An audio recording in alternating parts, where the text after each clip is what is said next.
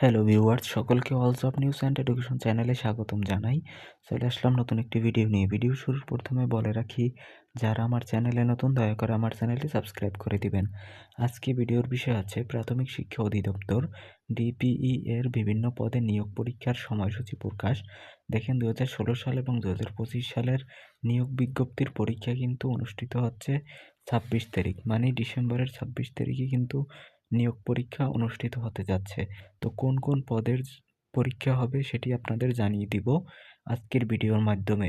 আর যারা জানতে চেয়েছিলেন যে প্রাইমারির পরীক্ষা কি আদৌ হবে কিনা, 2 তারিখ অবশ্যই হবে, আপনারা কনফার্ম থাকেন। তো চলুন, কবে নাগাদ পরীক্ষা হবে? পরীক্ষা নোটিশ দেখেন, প্রতিষ্ঠান হচ্ছে প্রাথমিক শিক্ষা অধিদপ্তর, পদের নাম হচ্ছে হিসাব সহকারী এবং অফিস সহকারী কাম কম্পিউটার মুদ্রাক্ষরিক। এই দুই পদের পরীক্ষা কিন্তু অনুষ্ঠিত হবে 26 ডিসেম্বর 2025। প্রবেশপত্র কিন্তু আমার দেখানো লিঙ্ক অনুযায়ী গিয়ে আপনারা ডাউনলোড করে ফেলতে পারেন। সেখানে গিয়ে আপনারা প্রবেশপত্রে ক্লিক করে কিন্তু পত্রটি ডাউনলোড করে তারপর আপনারা বাসায় বসেই কিন্তু ডাউনলোড করতে পারবেন। পরীক্ষা আপনার 26 ডিসেম্বর 2025 তারিখ। আবারও বলছি, 26 ডিসেম্বর 2025 তারিখ, এবং পদের নাম হচ্ছে হিসাব সহকারী এবং অফিস সহকারী কাম কম্পিউটার মুদ্রাক্ষরিক। এই দুটি পদের পরীক্ষা অনুষ্ঠিত হতে যাচ্ছে 26 ডিসেম্বর 2025।